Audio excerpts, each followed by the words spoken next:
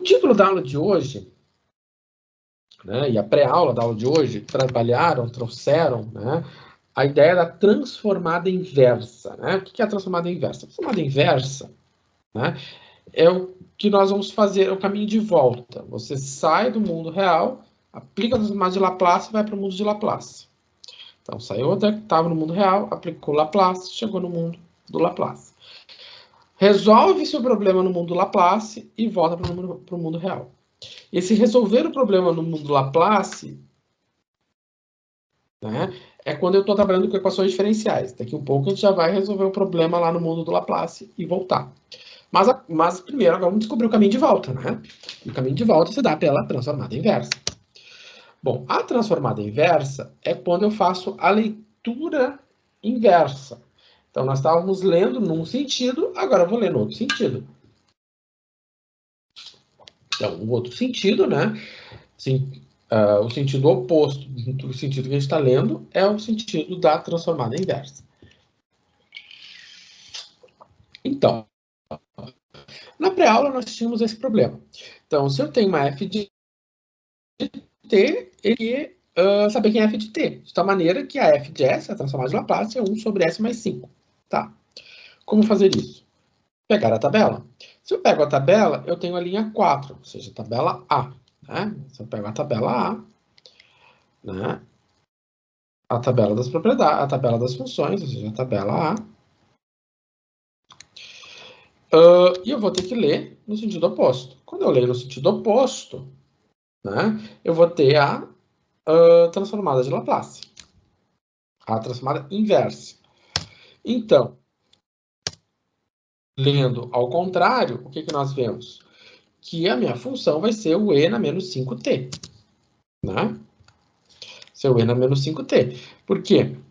Né? Porque aqui tem que ter menos a. Então, vamos deixar na forma do menos a. Então, 1s menos 5. Quando eu fiz assim, s menos 5, eu tenho o menos que eu tenho aqui, e esse menos 5 corresponde ao a. Então, vai ficar menos 5t. De forma semelhante, se eu quero resolver a transformada de Laplace inversa de 1 sobre s ao quadrado mais 5. Então, a que mais parece, a mais próxima, é a linha 5.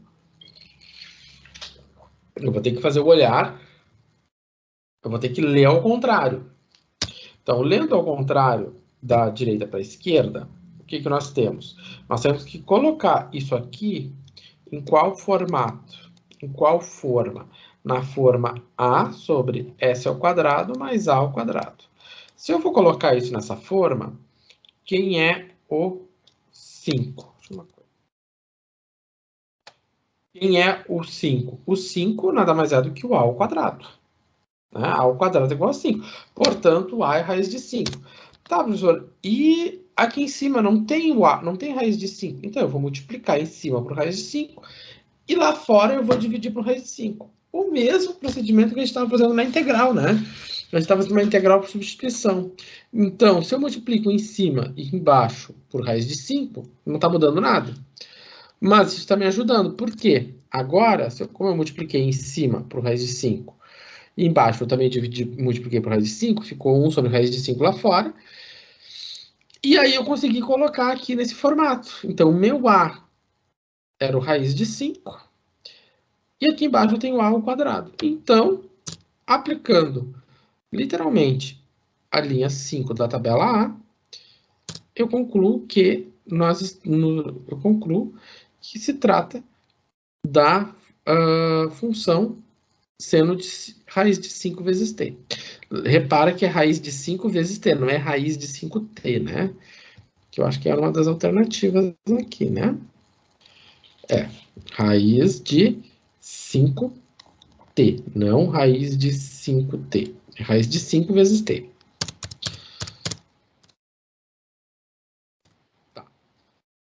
Agora, olhar para essa situação aqui. Tenho a f de s igual a 25 sobre s na quinta.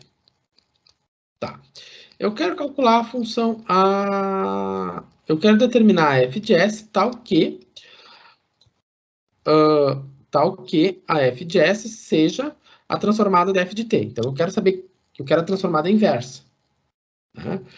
Então, a minha f de t é a transformada inversa de 24 sobre S na quinta. Ou seja, na f de t, transformada inversa de 24 sobre S na quinta. Então, eu vou ler no sentido oposto, né? Que é o sentido da minha transformada inversa.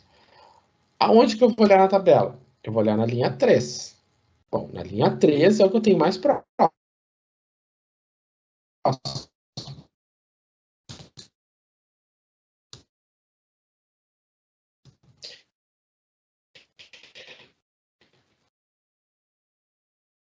Então, quer dizer que 24 é o gama de o 4 mais 1, né? Se eu tenho 4 mais 1.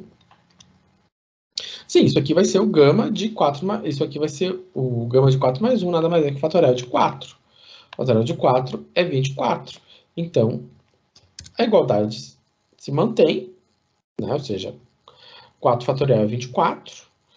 Então, né, a minha função nada mais é que t na quarta.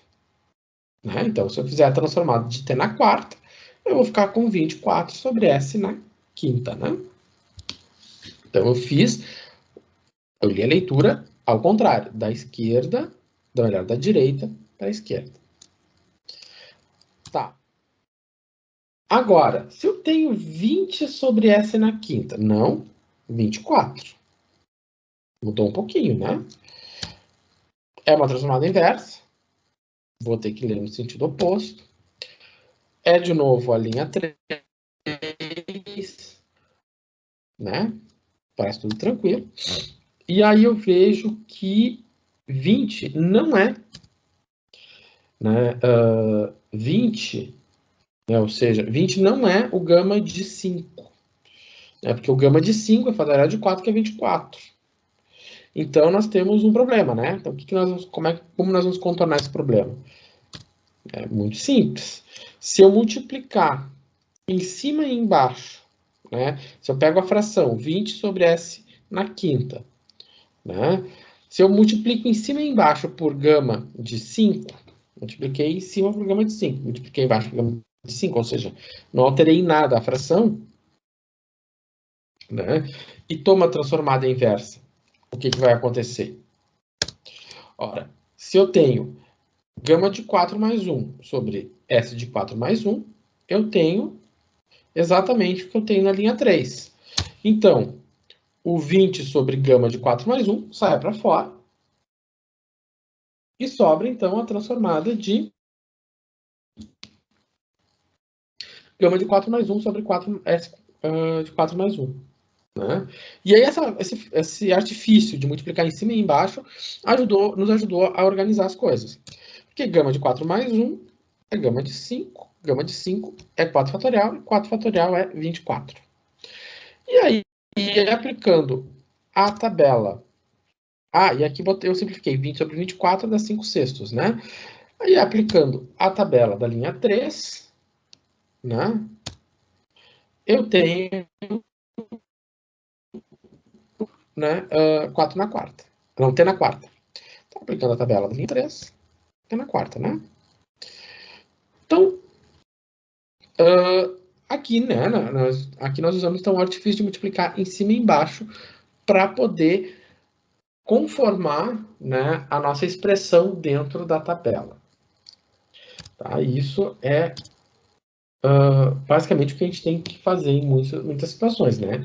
E isso é o que a gente já vem fazendo desde o cálculo 2, né? Quando a gente resolve integrais. Derivadas também, né? Derivadas integrais, a gente tem que pegar uma expressão e colocar ela dentro de uma forma. Tá. Então, se eu quero calcular a transformada inversa de 1 sobre S na sexta.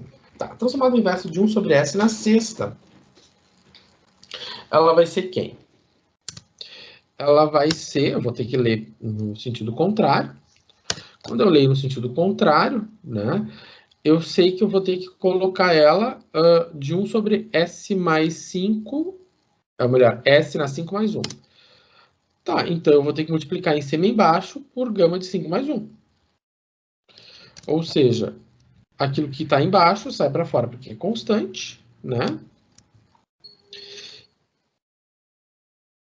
E aí, eu tenho gama de 6 sobre S na 5 mais 1, nada mais é do que 1 sobre 120, e aqui tem na 5, né? Porque aqui meu P é 5. E lembrando que gama de 6 corresponde ao fatorial de 5, e isso é 120.